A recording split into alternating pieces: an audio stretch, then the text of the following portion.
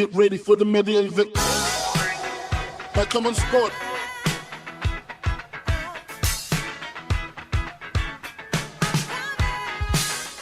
Bonjour, welcome à tout le monde. Je parle un petit peu anglais parce que j'ai fait le podcast avec des Américains, une Hongroise et une Croate.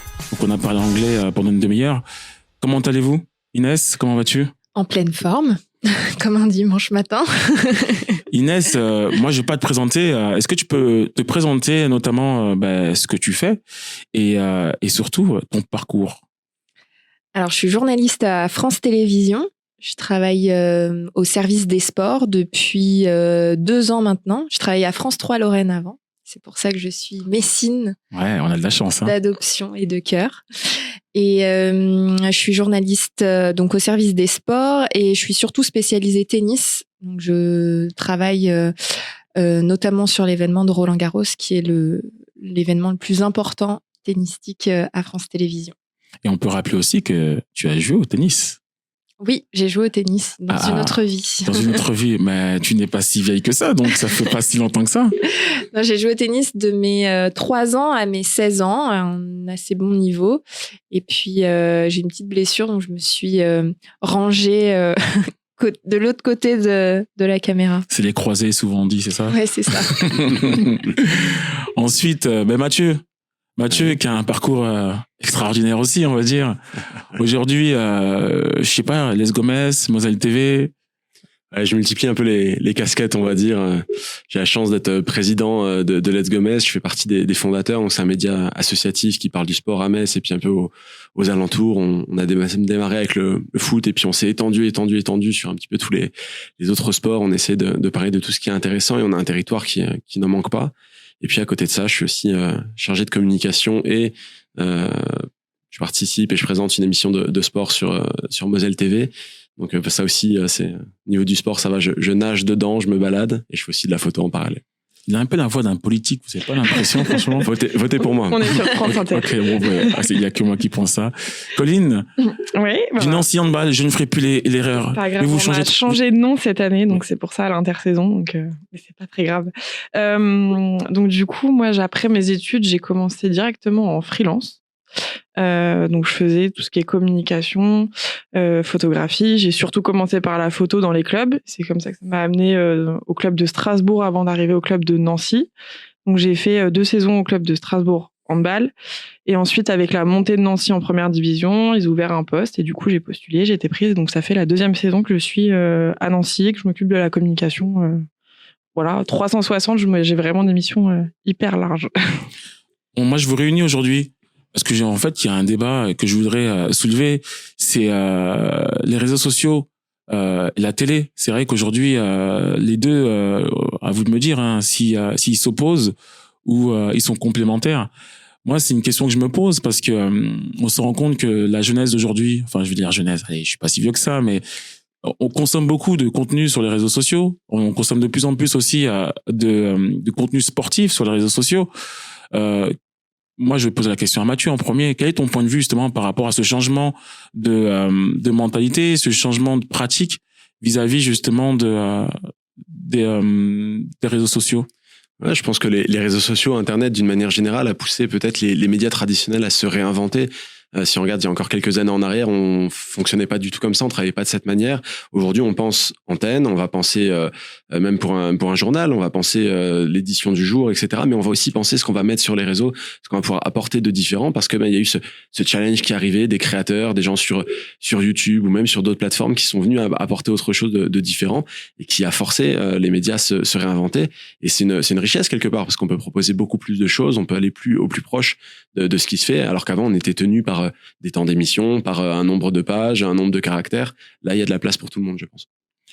Tu es d'accord, Inès? Parce que c'est vrai que moi, je pense à France TV, je pense aussi à l'évolution de France TV. Aujourd'hui, on se rend compte qu'il y a des applications. On peut aller sur des applications pour consommer du contenu. Je m'en souviens, pendant les JO, j'étais à l'étranger, donc je pouvais pas le consommer, le contenu, parce que j'étais bloqué. Mais cette évolution-là, est-ce que en tant que présentatrice, comment on dit d'ailleurs au passage? Présentatrice. Est-ce que toi, tu vois justement un changement par rapport à ta fonction dans le domaine justement du digital? T'es amené à faire plus d'émissions, à faire des émissions différemment. Qu'est-ce qui change? Alors, en tout cas, pour la fonction de présentatrice, il n'y a pas vraiment d'évolution pure du côté des réseaux sociaux, tout simplement parce qu'on est tenu à l'antenne et que on ne mélange pas vraiment les formats TV et le format numérique. Par contre, la grande différence, et je rejoins Mathieu là-dessus, c'est qu'on peut proposer de plus en plus de nouveaux formats. Nous, par exemple, à France Télé, on a lancé un nouveau format dans l'émission Tout le sport sur France 3. Que j'incarne aussi en plus de mes autres fonctions, et c'est un format qu'on a pensé évidemment pour la télé puisque c'est notre cheval de bataille numéro 1, ouais. Mais aussi pour le numérique. On a réfléchi en se disant quel format serait le plus adapté derrière sur nos réseaux sociaux. Et donc, on a lancé un format un petit peu plus fun, à destination un petit peu plus des jeunes. Donc, on prend en compte ce public-là. Et c'est quelque chose qui est très différent de ce qu'on avait l'habitude de faire, du reportage classique. On va à la rencontre d'un sportif. Là, on a fait ça sous forme de défi, avec beaucoup d'habillage, où on essaye de se dire, bah tiens, ça peut-être que ça va attirer l'œil sur les réseaux sociaux. Donc, on essaye un petit peu de mêler les deux. Je pense que c'est important de ne pas hiérarchiser. C'est pas plus l'un ou plus l'autre, il faut que les deux soient le plus complémentaires possible parce que c'est pas le même public aussi, je pense. Donc on parle justement de complémentarité. Pauline, quand on a la tête d'un club de sport, on prend en considération aussi cette problématique parce que c'est vrai que quand on fait pas de foot, on a moins de visibilité. Donc pas de droit TV, on va dire, pour être honnête. Bien sûr. Donc on doit se créer sa propre visibilité. Toi aujourd'hui justement, si France TV ne fait pas appel à toi, ne vient pas couvrir ton événement, comment tu t'y prends? C'est pour ça que voilà le thème de médias anciens, si on peut appeler ça comme ça, même s'il y a du renouveau et les nouveaux médias, voilà, je pense que c'est complémentaire. Et en fait, on a besoin, et c'est interdépendant, et on a besoin. Bien sûr qu'on a besoin de médiatisation. Alors voilà, c'est pas un secret de polichinelle, mais le handball, c'est pas le sport le plus médiatisé, malgré les titres, malgré le palmarès. Et c'est dommage, c'est vraiment dommage. Et voilà, c'est aujourd'hui, là, dans cette saison, la première division est diffusée il y a 3 matchs qui sont diffusés sur beIN et d'autres matchs sur une autre plateforme. Et en fait, c'est ça, la Ligue, le challenge, c'était de se dire, on crée notre plateforme, on crée notre propre plateforme pour pouvoir trouver notre public, et voilà, c'est aujourd'hui le challenge un peu de la Ligue et de tous les clubs. En tout cas, dans le handball, je parle vraiment dans mon domaine, mais dans tous les autres sports qui sont un peu sous-médiatisés. Parce qu'effectivement, le foot, pourquoi c'est médiatisé? Tout simplement parce que ça ramène aussi plus d'argent, donc forcément, voilà. C'est vrai que la médiatisation, c'est le cœur même dans le sport. On le voit très bien, les droits TV, ce que ça suscite. Roland Garros, on a pu voir qu'il y a eu un changement drastique pour visionner les matchs. Justement, par exemple, France TV est confrontée aujourd'hui aux fameuses GAFAM, donc on va dire là, c'est Amazon pour le coup. Comment vous, enfin, pas vous, mais comment toi justement je pose la question différemment. On voit souvent des présentateurs qui sont amenés à changer très rapidement de plateforme. Voilà, on les voit sur Canal, après on les voit sur Amazon, après on les voit sur l'équipe. Est-ce que toi c'est quelque chose qui pourrait t'arriver? Voilà, la question est claire. Je viens d'arriver à France Télé, je vais peut-être pas repartir. Non, mais tu dois peut-être en voir. C'est vrai qu'aujourd'hui, peut-être que un présentateur qui avait l'habitude de rester 10, 15, 20 ans, aujourd'hui, on va se dire sa durée de vie, elle est de 2 ans. Et après, je change. C'est vrai que il y a un peu quand même à France Télévisions, la culture service public, on n'y va pas pour rien. En général, c'est parce qu'on a une certaine idée quand même du service public. Enfin, en tout cas, c'est mon cas.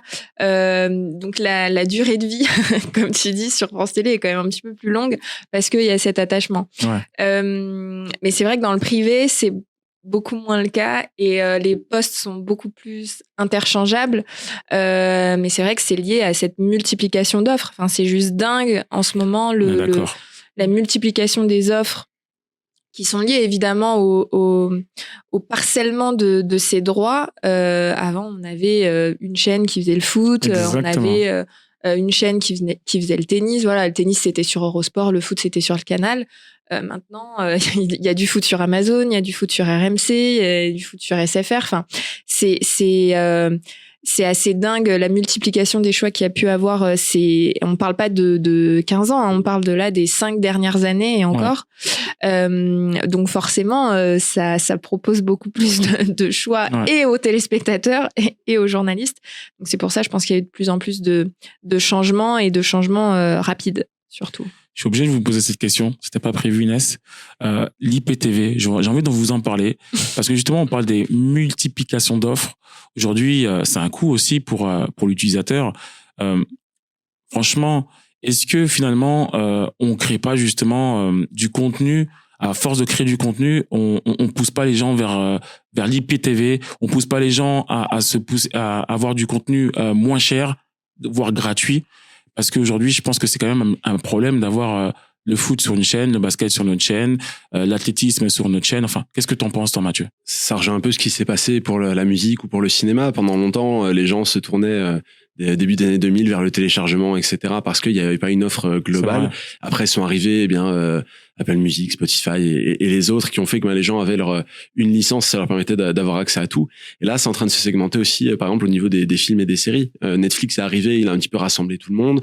Canal+ a fait sa plateforme, ça a rassemblé pas mal de monde aussi. Et là, ces dernières semaines, on en voit encore des nouveaux qui arrivent de tous les côtés. Et bientôt, il y aura 15 offres différentes pour pouvoir voir des séries et des films. Et c'est là où les gens commencent à dire, en fait, j'arrive plus à voir ce que je veux voir sur une seule plateforme et avec l'abonnement que je paye, des abonnements qui augmentent en plus. Exactement. Et donc, ils se tournent vers d'autres alternatives ou alors ils ne consomment plus. Et c'est peut-être aussi ce qui se passe avec le sport. C'est que il y a des gens qui regardent plus forcément tous les championnats ou qui, parce qu'ils veulent les voir, vont se tourner vers quelque chose de pas forcément légal. Et c'est malheureux parce qu'on commençait à avoir quelque part avec Internet, avec toutes ces offres-là, quelque chose de centralisé qui permettait aux gens d'avoir le contenu qu'ils voulaient à un coût qui était peut-être raisonnable. Et là, ça passe peut-être parfois un peu au second plan et on perd des spectateurs, je pense. On perd un public aussi, je pense, si je peux rebondir. On perd un public qui était habitué à regarder sur une chaîne. C'était facile le jour. C'était le jour de diffusion, c'était ça, etc. Et là, j'ai un petit peu peur que justement, avec cette multiplication de possibilités de regarder n'importe quel sport, on perde un peu aussi un public parce que nous, on est jeunes, on est au courant des choses, on sait s'abonner sur Amazon Prime, sur d'autres, etc. Mais est-ce que un public un peu plus vieux, on peut pas les perdre à cause justement de cette multiplication? C'est vraiment la question moi personnelle que je me pose, quoi. Une solution, Colline, à nous donner? Alors là, maintenant, tout de suite. Parce que c'est vrai que parce que en plus ils se font, il y a une concurrence qui se fait, il y a la meilleure offre, etc. Mais j'avais un petit peu calculé sur si on veut regarder, par exemple, on est un supporter de foot, on veut regarder tous les championnats européens, ça coûte hyper cher en plus. L'abonnement au mois est extrêmement cher, donc faut sélectionner les championnats, les compétitions qu'on veut voir. Je sais pas si c'est très pertinent finalement. Et je veux même rebondir là-dessus. Aujourd'hui, ça coûte cher, mais aussi d'aller voir un match.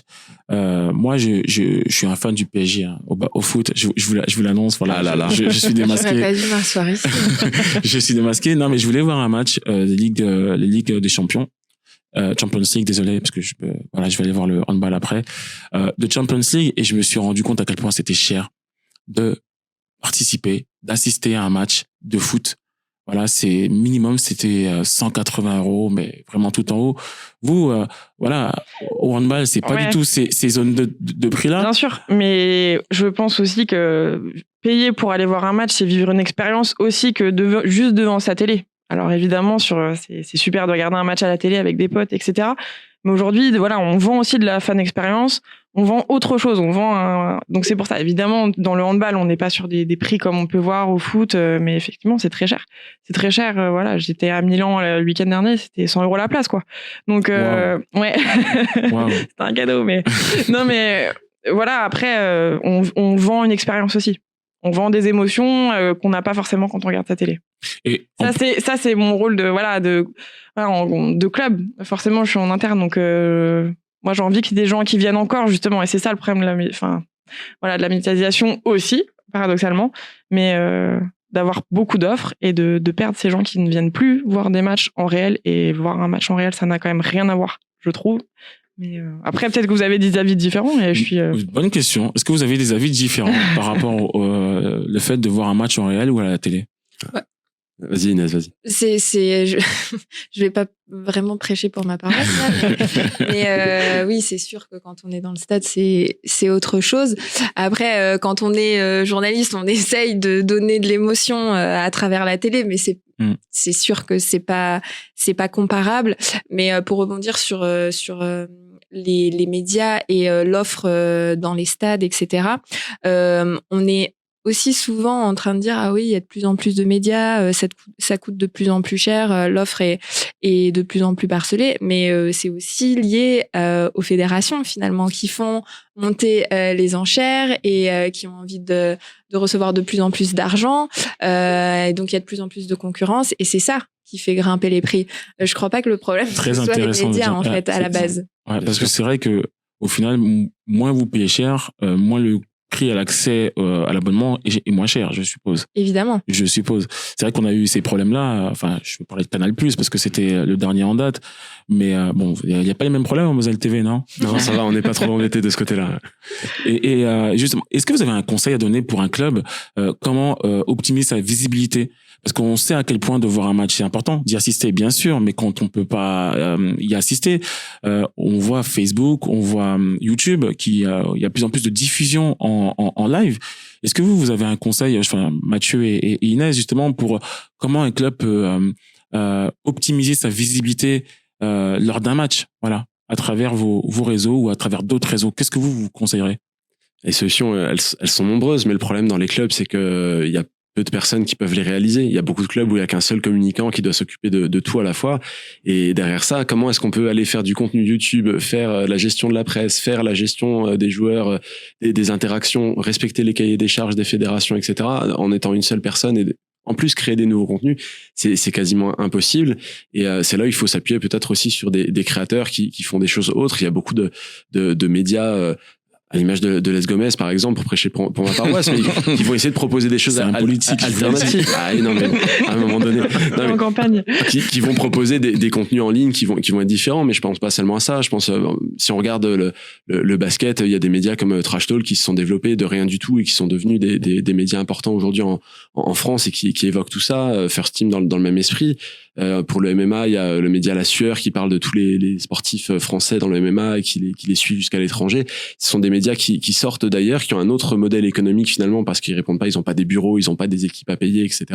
Ils se forment eux-mêmes et ils créent des choses alternatives autour de ces sports-là et ils s'engouffrent dans les brèches là où les médias traditionnels peuvent pas forcément aller. Et ben eux, ils sont présents et ça leur permet aussi de donner des opportunités au club, etc., d'exister. Je pense qu'il y a des gens qui s'intéressent, je sais pas, par exemple, à la Pro League et qui vont créer un média sur la Pro League et qui vont parler de tous les clubs, et ben pourquoi pas. Et c'est ça qui va pouvoir décharger des gens, comme la chargée de communication de Nancy Handball, en créant des contenus alternatifs que elle pourrait pas créer si elle y était, quoi. Mais il faut savoir aussi, hein, quand on est un média grand public, l'audience n'est pas la même. Aujourd'hui, on a beau être un créateur de contenu, quand on est France TV, l'audience, elle est beaucoup plus grande, beaucoup plus large. Aujourd'hui, on peut justement faire la comparaison. Le dispositif de Roland Garros, c'est équivaut à quoi? Enfin, en caméra, en nombre de personnes. Enfin, pour qu'on ait une idée aussi, parce que c'est vrai que souvent, on pense que c'est peut-être facile, que pourquoi ça coûte cher, pourquoi. Mais au final, il y a des raisons. Je pense que... Alors, je dis tout de suite, j'ai aucune idée des chiffres et du nombre de caméras. En plus, faut savoir que pendant des années, Roland Garros était produit par France Télévisions. Et c'est-à-dire que tout le système, tout ce que vous voyez à la télé, c'était produit par les équipes en interne de France Télévisions. Depuis 2 ans, il me semble, ça a été là aussi repris du côté de la Fédération française de tennis. Ils voulaient être plus libre de ce côté-là. D'accord. Je pense que c'était aussi pour négocier un petit peu mieux les droits. C'est sûr. Et donc, c'est maintenant la fédération qui s'occupe de ça, enfin, évidemment par une boîte de production extérieure. Pour revenir par contre sur le public, faut savoir que chaque année, la meilleure audience annuelle de France Télévisions, c'est toujours du sport. Là, cette année, on vient d'avoir les chiffres, le bilan annuel.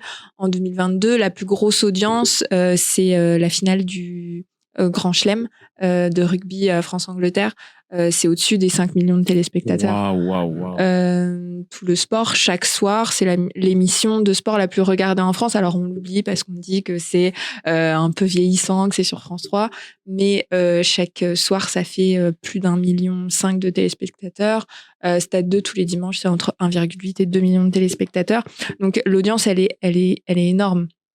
Je pense que c'est important pour les clubs de travailler avec des grands médias qui ont une force de diffusion importante. C'est un peu le cas de plus en plus en région. Ça a été une volonté de France Télévisions de mettre en avant les sports en région, les clubs en région, ce qui n'était pas encore, ce qui n'était pas trop le cas, bizarrement. En tout cas, pas en termes de diffusion. C'était le cas, évidemment, en termes de reportage, etc. Mais dans les JT, mais c'était pas le cas en diffusion. Il y a de plus en plus de matchs, peu importe lesquels, du hand, du basket, beaucoup aussi, des événements, des courses qui sont diffusés le dimanche sur France 3.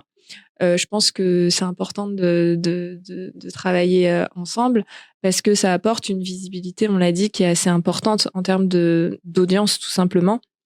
Même si je rejoins Mathieu, il y a de plus en plus de médias sur les réseaux sociaux qui peuvent aussi apporter beaucoup. C'est pas le même public. Voilà, on l'a dit tout à l'heure. Je pense que l'un n'empêche pas l'autre. C'est pas parce qu'on va faire une diffusion sur France 3 qu'il faut oublier les réseaux sociaux. C'est pas le même public et faut faire les deux, à mon sens. Et quel est votre public? Colline, vas-y, ouais, rebondis là-dessus. Désolé. Parce qu'en fait, je pense que dans le sport, faut pas aussi toujours se regarder, faut regarder un peu ailleurs. Et aujourd'hui, quand je vois sur YouTube des très gros YouTubeurs qui créent un événement sportif comme le GP Explorer, qui ont réuni 1 million de personnes sur Twitch, en fait, je me dis qu'on a beaucoup à apprendre aussi de ces personnes-là, de ce modèle économique-là aussi de, voilà, Twitch. Quand j'ai vu que GP Explorer avait fait 1 million de téléspectateurs en soi, en termes de sponsoring, etc. Je pense qu'on a aussi beaucoup à apprendre de ces nouvelles plateformes qui émergent. Et voilà, pourquoi pas quand arrêter d'attendre justement quand des gros médias ne diffusent pas certains sports comme voilà plein de sports sous-médiatisés, aller chercher justement ces nouveaux médias qui sont en train d'émerger et qui fonctionnent très très bien, quoi. Moi, justement, c'est très bien que tu abordes cette changement de mentalité qu'il faudrait avoir. Parce que moi, j'ai l'impression, justement, on travaille avec beaucoup de clubs et on se rend compte que les mentalités qui auraient dû changer il y a 5 ans, elles changent peut-être que maintenant. Je parle justement de l'utilisation des réseaux sociaux, je parle de l'utilisation de la vidéo. Il y a plein de choses, au final, qu'il y a peut-être 5-6 ans, on aurait pu embrayer le pas, se lancer un peu plus tôt, et on se rend compte qu'on a toujours ce retard. Je parle bien sûr en France, ce petit retard qui nous permet pas en fait de prendre de l'avance, mais au-delà de ça, de générer des revenus complémentaires. Voilà, moi je pense à différents clubs qu'on peut travailler, et je pense qu'on a tous la problématique, c'est que changer les mentalités, c'est pas facile aussi. Oui, et puis surtout, alors là vraiment je sors du contexte sport collectif, etc. Mais les sportifs individuels aujourd'hui, la gestion de la communication, la gestion des réseaux sociaux pour eux devient un vrai outil pour eux en termes d'image, de sponsoring, etc. qu'on n'avait pas il y a 5 ans. Donc moi je vois du positif vraiment dans ça, même si ça a été hyper tardif, mais que ça soit des sportifs individuels ou comme les clubs professionnels, comme le handball, le basket, le volley, le masculin, féminin, etc.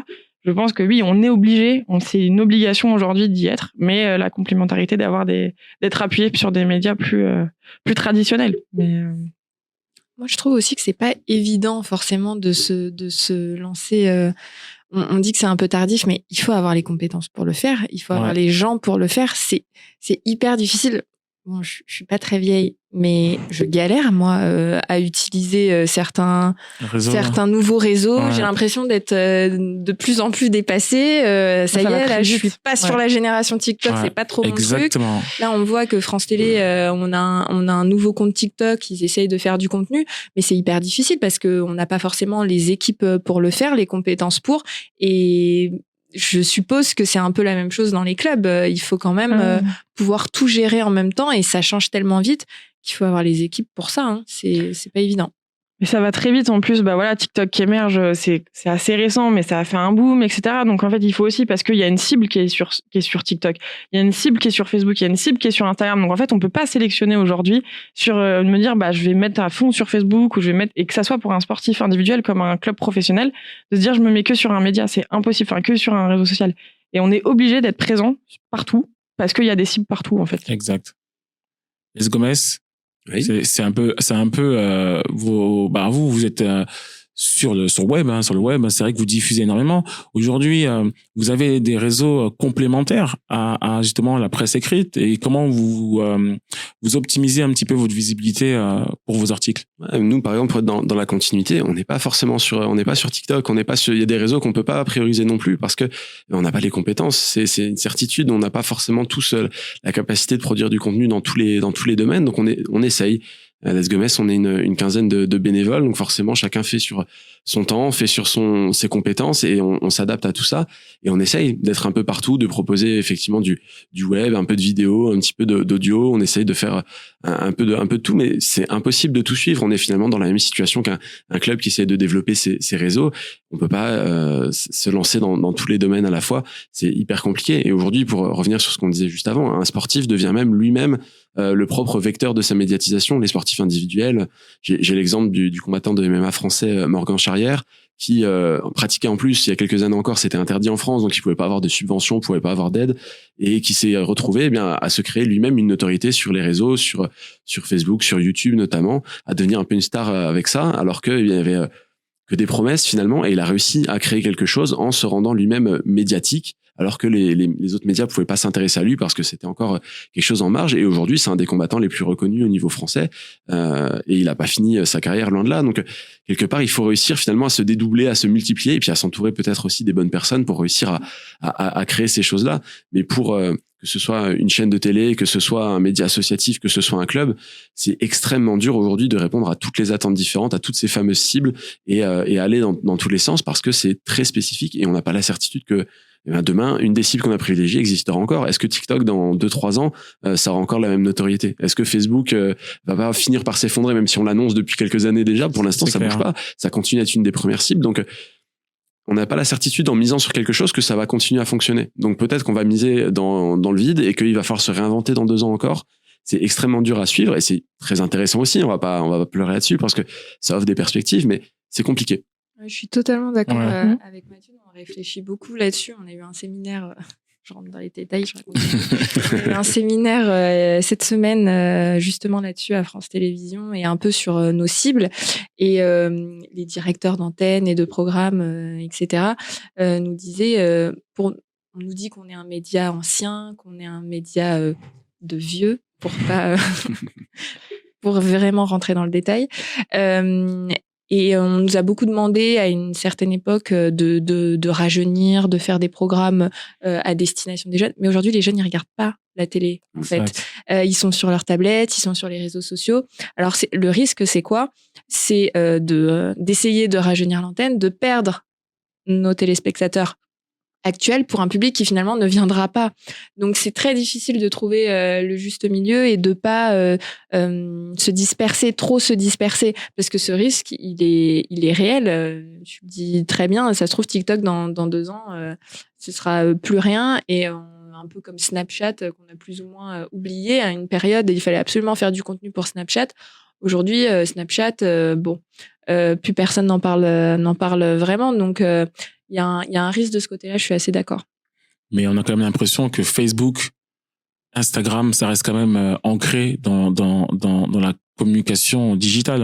On est d'accord là-dessus? Ouais, et puis moi je le vois surtout, vraiment, le digital, c'est une partie que j'adore, et le lien concret avec les supporters, il y a un lien très très fort, et le fait que ça soit instantané, qu'on n'a pas en médias télévisuels, mais voilà, de quand les matchs étaient diffusés par exemple sur Facebook, ou même sur Twitch, etc., la réaction, alors ça peut être positif et extrêmement négatif aussi, c'est ça qui est hyper dangereux, mais d'avoir le retour en direct. Et par exemple, moi quand je vais mettre une story un peu d'inside dans les vestiaires, il y a un truc, il y a quelque chose qui se crée, et je pense que l'après Covid, ça a été vraiment génial d'avoir les réseaux sociaux pour garder ce lien-là. Et quand les salles ont commencé à pouvoir, on pouvait réaccueillir du public, en fait, on a gardé, justement parce que on les a gardés, on les a ramenés encore avec nous, parce que tout au long du confinement, etc., on gardait ce lien grâce aux réseaux sociaux, et notamment Instagram. Donc, on va bientôt terminer. Donc, on est d'accord, hein, c'est complémentaire, c'est bien ça? Oui, je pense qu'il faut jamais trop hiérarchiser. C'est ce que je disais au début. La télé n'est pas morte, loin de là, et on peut pas faire sans les réseaux sociaux. Ça fait tellement partie de notre quotidien aujourd'hui que l'oublier, ce serait vraiment une grosse erreur. Waouh, je ne sais pas si elle parle pour elle ou de manière générale, mais je suis entièrement d'accord avec ce que tu dis. C'est vrai que on n'a pas de recul aussi sur les réseaux sociaux. Au final, 5, 10 ans maximum sur la télé, c'est beaucoup plus long. Et puis, faut pas se mentir, les audiences sont pas les mêmes. Et l'audience, certes, est plus large, mais elle rassemble beaucoup de monde. On le voit sur les grands événements sportifs. Tu parlais du rugby, on parle aussi du foot. Je pense qu'aujourd'hui, je parle par rapport à Moselle TV, quand vous diffusez du hand, vous avez des belles audiences, je suppose. Les pics d'audience de Moselle TV sont systématiquement sur le sport. On a d'autres émissions, bien sûr, qui fonctionnent très bien, mais dès qu'on fait du sport, les pics en direct sont manifestes, et ça marche aussi sur le direct internet, etc. On le voit sans équivoque, et c'est important, et parce que le sport est vecteur d'émotions, le sport est vecteur de moments communs aussi, parce que les gens aiment regarder le sport ensemble et se réunir, donc c'est aussi ça. Et puis effectivement, à Moselle TV, on fait aussi du sport de manière locale. On va chercher auprès des clubs qui sont pas médiatisés au niveau national habituellement. Et forcément, ça intéresse les gens. Il faut pas oublier que il y a aussi tout ce tissu-là. Il y a pas seulement les grands événements dont on est super content de se rassembler, etc. Mais il y a aussi toutes ces choses-là. Et c'est ce qui fait que le sport vit en France et que ça va continuer, puisqu'il y a encore beaucoup de choses à faire. Inès le disait tout à l'heure, France 3 a renforcé sa présence. Nous, Moselle TV, on continue de le faire, et on va encore renforcer ça, parce que c'est un des contenus qui va le mieux. Et c'est important, et pour les clubs et pour les médias, parce que c'est une belle relation, je pense. Ouais, le meilleur exemple, c'est quand même la Coupe du Monde.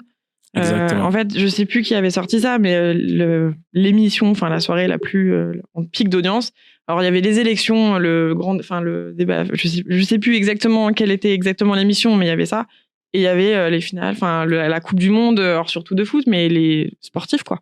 C'est ce qui intéresse le grand public, même des personnes, des footix, comme on peut appeler ça, etc. Ils vont se rassembler autour de leur télé pour regarder. Donc, c'est sûr que c'est indispensable de continuer d'avoir du sport à la télé. On n'a pas parlé longtemps de boycott. Hein. Et des réseaux sociaux en complément, parce que je rebondis vite fait là-dessus, c'est que les réseaux sociaux, ils permettent justement cette instantanéité. Twitter qui a beaucoup marché, qui marche beaucoup. C'est vrai que on peut réagir et partager son point de vue. Facebook, bon, un petit peu moins aujourd'hui. Instagram, partager un petit peu les insides. Moi, je suis dans le stade, je me montre en vidéo avec telle personnalité. Voilà, moi, je pense vraiment la complémentarité de ces deux médias sont très importants. Je vous remercie beaucoup. Merci à toi. Merci. Et puis, à très bientôt. That was the media event presented by Cumber Sports. Thank you for listening.